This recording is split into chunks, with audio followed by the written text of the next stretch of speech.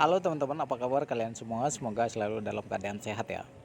Di video kali ini seperti biasa gue sharing lagi galbay atau telat bayar di aplikasi modal nasional ya. Di sini total keterlambatan 8 hari. Di sini DC-nya langsung nawarin dibayar di pokoknya aja di angka 1.400.000-an teman-teman. Nah, ini apa risiko galbay di aplikasi modal nasional ini? Silahkan aja disimak videonya. Ini kebetulan salah satu teman subscriberku galbay di aplikasi modal nasional ini untuk area Jabodetabek. Nah, jadi bagaimana cara penagihannya? Jadi jangan heran teman-teman jika telat bayar di aplikasi modal nasional ini. Pas jatuh tempo itu DC-nya banyak banget yang WA ya, 3 sampai 4 DC sekaligus. Nah, jadi salah satu teman subscriberku keterlambatan 8 hari di aplikasi ini. Pinjaman Anda sudah jatuh tempo selama 8 hari. Silahkan segerakan pembayaran untuk pemulihan data serta peningkatan skor kredit Anda.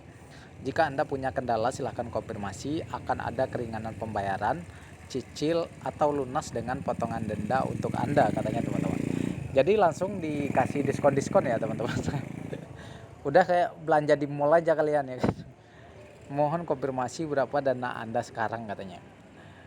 Diskon potongan denda dan bunga hingga 50%, silakan balas pesan ini. Nah, jadi semua pinjol baik itu legal dan ilegal jika telatnya sudah lama pasti bakalan mendapatkan penawaran yang seperti ini teman-teman. Terutama diskon-diskon seperti ini, seperti kalian berbelanja di Alfa atau Indomaret. Namun jika memang Anda tidak ada niat, maka data Anda akan kami proses bayar, katanya teman-teman.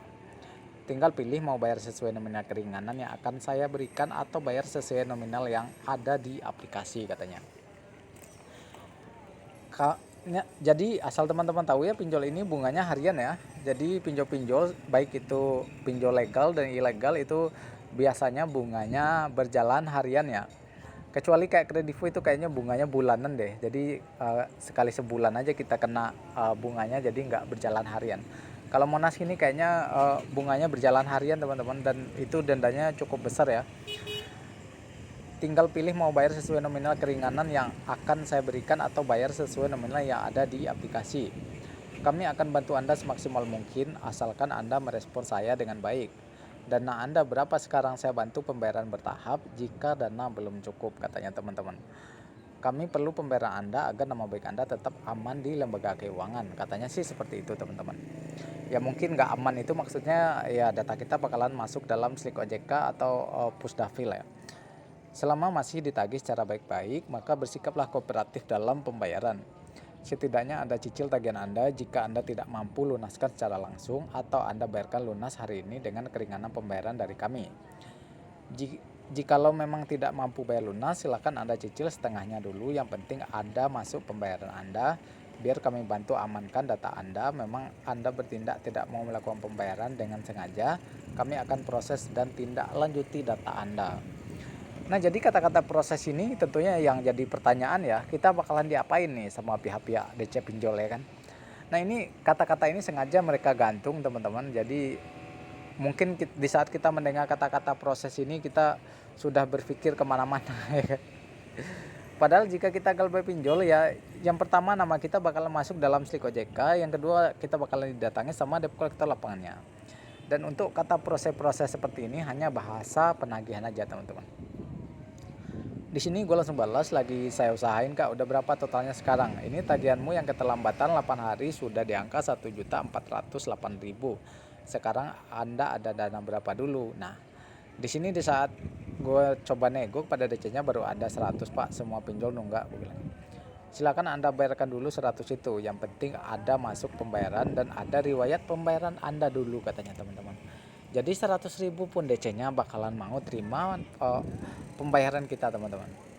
Yang penting ada masuk pembayaran, ada riwayat pembayaran Anda dulu. Denda jalan nggak pak kalau bayar segitu, gue tanya. Kalau Anda bayarkan sekarang, otomatis jumlah tagihan Anda di aplikasi akan berkurang. Begitupun dendanya akan menyesuaikan dengan jumlah tagihan Anda. Jadi kalau kita cicil pinjol itu dendanya tetap jalan teman-teman. Jadi besok-besok kalau beberapa hari kita nggak bayar, itu udah ketimpuk lagi tuh yang kita bayar kemarin. Makanya aku sarankan kepada teman-teman, kalau kita cicil pinjol itu sebenarnya rugi teman-teman. Kecuali emang DC-nya juga berkomitmen dendanya nggak berjalan lagi, nah itu baru bisa dikit-dikit ngurangin dari pokoknya. Tetapi jika dendanya berjalan, nah itu pasti bakalan ketimpuk lagi tuh yang udah kita cicil kemarin kayak gitu. Makanya kalau teman-teman udah nggak ada dana sama sekali kayak gitu, biarin aja dulu sampai kalau ada dana nanti pasti bakalan ditawar-tawarin dibayar pokoknya aja sama debt kolektornya. Makanya kami suruh Anda bayar dulu dana yang ada itu, yang penting ada riwayat pembayaranmu itu dulu di aplikasi katanya.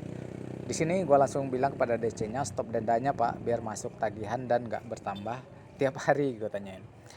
Ya kalau mau sekarang saya bantu Anda dengan keringanan potongan denda dan bunga, cukup bayarkan 1.010.000 tagihan Anda lunas katanya teman-teman. Jadi bayangkan ya dengan total tagihan berapa tadi tuh, sekitar 1.400.000-an. Nah di sini setelah dinego-nego akhirnya deal di angka 1.210.000. Nah, jika sudah deal seperti ini, apa langkah selanjutnya yang akan teman-teman lakukan jika emang teman-teman niat mau membayar? Nah, itu jika deal seperti ini, pastikan teman-teman screenshot percakapan dengan DC-nya ya. Karena banyak kasus ya yang udah deal bayar pokok kepada DC-nya, setelah dibayar di via virtual account yang ada di aplikasinya itu masih ada sisa tagihan teman-teman. Nah, sisa tagihan itu masih ditagih lagi sama DC-DC besoknya kayak gitu. Makanya penting banget sebagai bukti teman-teman screenshot deal dengan DC-nya dibayar pokok seperti ini, agar apa, agar pas ada DC-nya yang besok yang nagih, teman-teman tinggal memperlihatkan bukti screenshot yang itu yang kemarin teman-teman. Kalau ada mah dari awal udah saya lunasin Pak, sebelumnya saya bayar terus nih Pak, sekarang aja lagi kering, gue bilangin. Makanya karena kami turut prihatin dengan keadaan Anda sedang kekurangan, makanya kamu bayarkan dana yang ada itu katanya teman-teman. Nah, jadi gimana pendapat teman-teman tentang Galbay di aplikasi modal nasional ini? Apakah Monas kalian juga sudah sudah Galbay seperti ini? Silakan aja langsung komen-komen ya. Karena yang namanya sharing pengalaman itu dari satu orang ke orang lainnya ya tentunya beda-beda ya teman-teman. Ada yang DC-nya langsung ngegas, ada yang DC-nya biasa aja kayak gitu. Tetapi ya awal-awal telat bayar jangan heran teman-teman ya. Jangan heran jika yang nagih itu banyak banget teman-teman, karena ini pas jatuh tempo aja itu ada 3 sampai 4 DC dengan nomor yang berbeda yang langsung menagih. Nah, jadi begitu gambaran kira-kira tentang telat bayar di aplikasi modal nasional ini. Nah, jadi gimana tanggapan teman-teman tentang video ini? Silahkan aja langsung komen-komen ya. Jangan lupa share juga kepada teman-teman kita yang lain. Semoga video yang gak bermanfaat ini bisa bermanfaat, terutama orang yang membutuhkan, yang ingin mendapatkan informasi tentang telat bayar atau gagal bayar di aplikasi pinjaman online modal nasional ini. Nah, itu aja dulu yang bisa gue bahas di video kali ini ya. Terima kasih sudah selalu menonton video ini dan sampai jumpa.